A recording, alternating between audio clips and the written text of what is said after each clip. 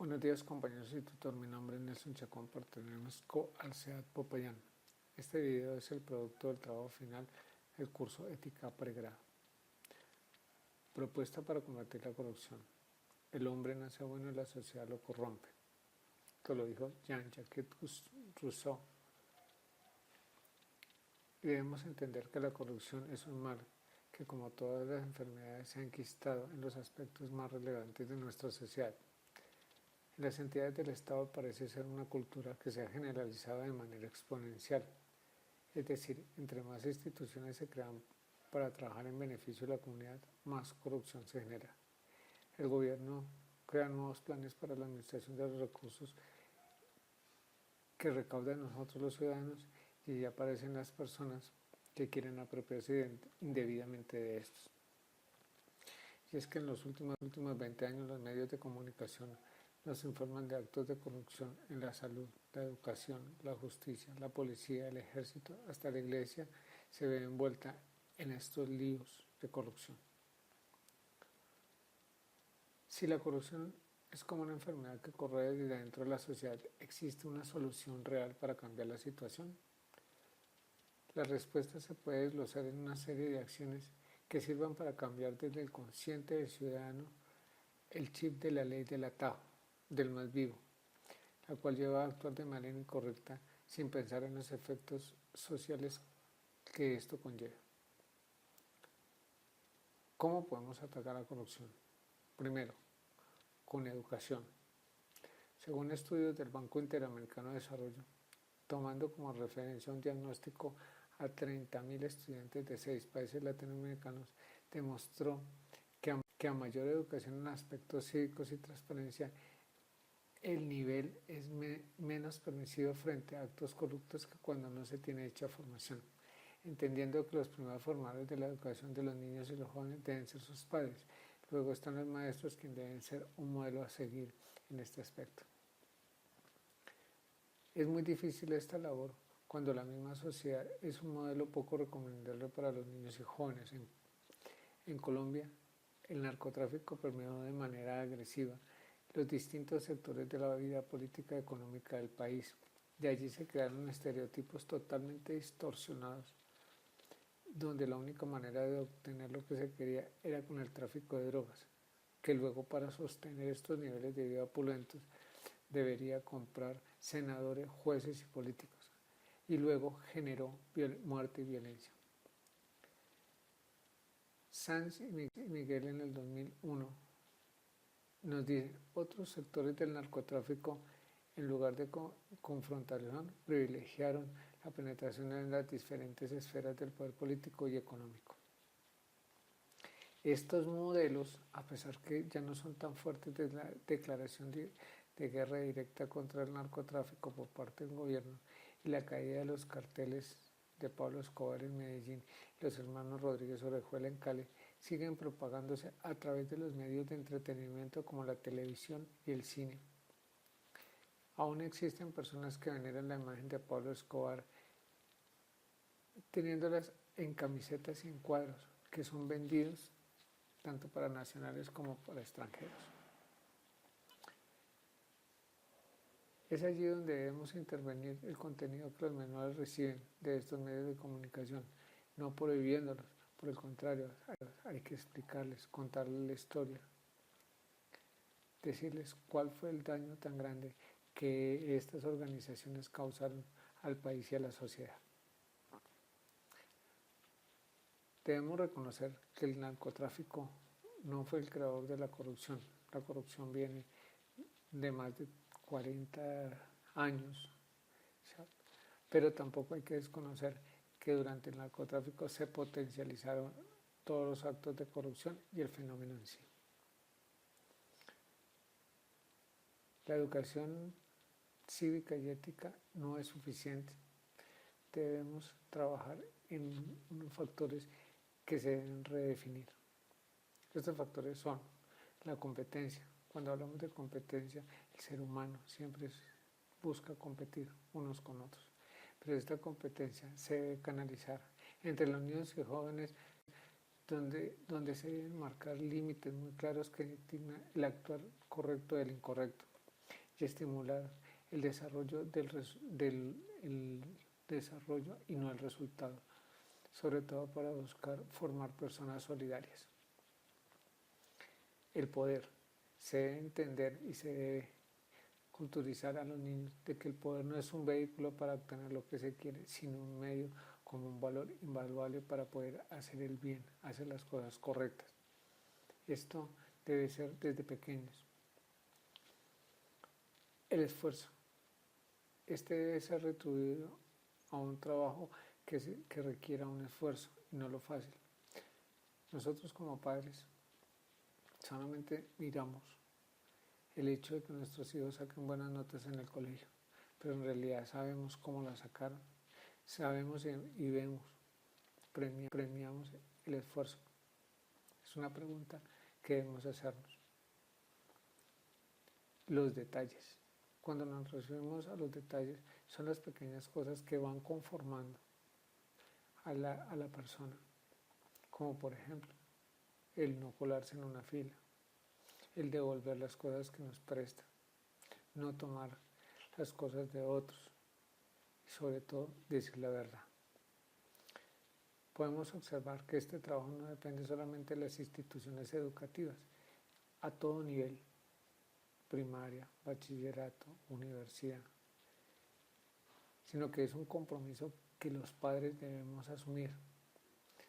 Todos los esfuerzos que se invierten en ética y transparencia en las entidades educativas puede irse al traste si nosotros no damos un ejemplo de qué es lo bueno y qué es lo malo. Y es que este tema pasa por un compromiso serio entre padres y educadores que quieren un cambio social, que premie la calidad, el esfuerzo, la solidaridad y el bienestar entre nuestros jóvenes. También debemos tener en cuenta los derechos y los deberes. Es claro que todos tenemos derechos que se deben respetar. La Constitución Política Colombiana, desde su artículo 11 hasta el 77, sitúa los derechos de todos los ciudadanos. En el artículo 2 dispone que el Estado está para garantizar la efectividad de los principios, derechos y deberes consagrados en la Constitución Política Colombiana. Bajo esta óptica debemos analizar que las personas que transgreden los derechos de otros, es decir, no cumplen con el deber de respeto, deben ser castigados. Podemos colocar un ejemplo muy sencillo, pero que demuestra lo que es el derecho y el deber. Un ciudadano cualquiera monta un puesto de ventas ambulantes, pero no se acerca a la alcaldía o al ente que tiene que regular su trabajo. Y a pesar de ello, lo coloca. Él sabe que la policía tiene una orden y es que todo vendedor ambulante sin permiso debe retirarse. Y puede ser que esa mercancía sea confiscada. En ese momento el ciudadano invoca la ley del derecho al trabajo, no se le deja trabajar, no se le deja llevar el sustento a la casa. Pero ¿cómo hace el ciudadano para invocar el derecho al trabajo cuando no ha cumplido el deber de registrarse, no ha cumplido el deber de pagar sus impuestos? Pueden existir muchas razones por las cuales lo hace. Todas ellas pueden convertirse en un atenuante, pero no justifica el hecho. Nosotros los colombianos decimos, ¿para qué pagar impuestos si estos se nos van a robar? Pero es una responsabilidad. Y para que esa responsabilidad de deber de pedir nuestros derechos, de luchar por nuestros derechos, debemos cumplir con los deberes que tenemos. Por ello debemos entender que los derechos no deben ser solamente letra muerta dentro de la Constitución Nacional. Debe ser una forma de convivencia. Debemos luchar por nuestros derechos, pero también debemos cumplir nuestros deberes como partícipes de una comunidad. Esta interiorización se ve a temprana edad, cuando los niños son más susceptibles al aprendizaje. Es claro que si no se educa en el tema de derechos y deberes ciudadanos a los niños, el adulto no los va a respetar. Y también debemos tener en cuenta los mecanismos de control. El primer mecanismo de control frente a la corrupción debe ser la participación ciudadana, la cual debe velar para que las leyes se cumplan, los bienes del Estado no sean saqueados y quien lo haga sea castigado tanto monetariamente como con la privación de su libertad, y el servidor público se le aplique la pena de muerte según lo dispuesto en la Ley 617 del 2000, que no pueda ocupar cargos públicos ni tenga contacto con el presupuesto nacional. Para este propósito de la participación ciudadana deben existir herramientas que faciliten la información acerca de los temas económicos de contratación con entidades del Estado, saber la hoja de vida de cada uno de los funcionarios, incluso poder ver las declaraciones de renta de presidentes, senadores, todas las personas que interactúan con el presupuesto nacional y que pueden causar actos de corrupción.